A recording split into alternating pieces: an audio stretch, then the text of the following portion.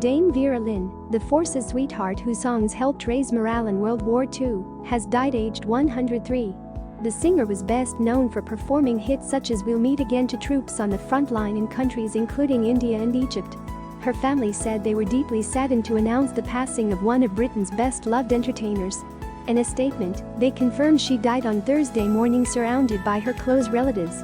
Information on a memorial will be announced at a later date.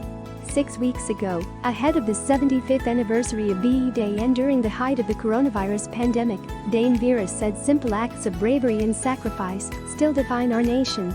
A week later, she became the oldest artist to get a top 40 album in the UK, beating her own record when her greatest hits album re-entered the charts at number 30. Dame Vera, who had sold more than 1 million records by the age of 22, was also remembered for singing The White Cliffs of Dover, There'll Always Be in England, I'll Be Seeing You, Wishing and If Only I Had Wings. Her wartime classic We'll Meet Again was referenced by the Queen in April during a speech to Britons who were separated from families and friends during the coronavirus lockdown. The late singer's daughter, Virginia Lewis-Jones, said she was proud of the difference her mother made through her charity work. She said the Dame Vera Lynn Children's Charity, which her mother founded to help young children with cerebral palsy, always held a very special place in her heart. Born in London's East Ham in 1917, Dame Vera's singing talent was discovered at a young age, and by age 11, she had left school to pursue a full-time career as a dancer and singer. In 1939, in poll by the Daily Express, she was voted by servicemen as their favorite entertainer, gaining her the Force's sweetheart nickname.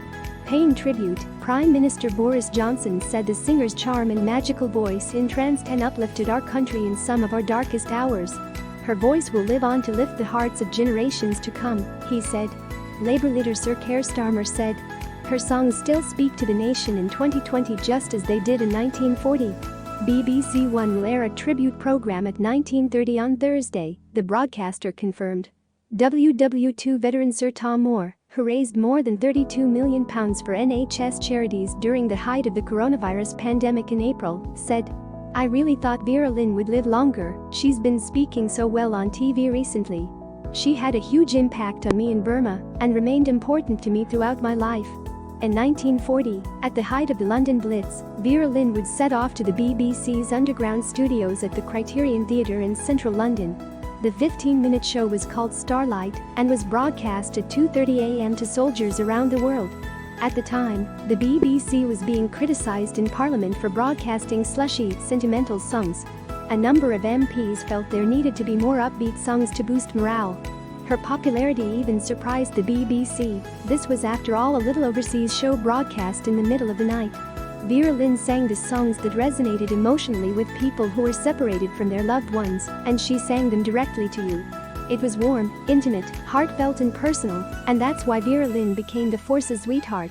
Singer Katherine Jenkins, who performed Dame Vera's wartime classics for the VE Day anniversary last month, said, I simply cannot find the words to explain just how much I adore this wonderful lady. Her voice brought comfort to millions in their darkest hours, her songs filled the nation's hearts with hope, and her emotive performances, whether home or abroad, then or now, helped to get us through. The Royal British Legion described her as an unforgettable British icon and a symbol of hope to the armed forces community past and present. Speaker of the House of Commons Lindsay Hoyle said she was a hero who captured the sense of longing felt by so many during our darkest hour, while Defense Secretary Ben Wallace said she lifted our nation and its armed forces in their moment of maximum peril. If you want to support the channel, please subscribe, thank you.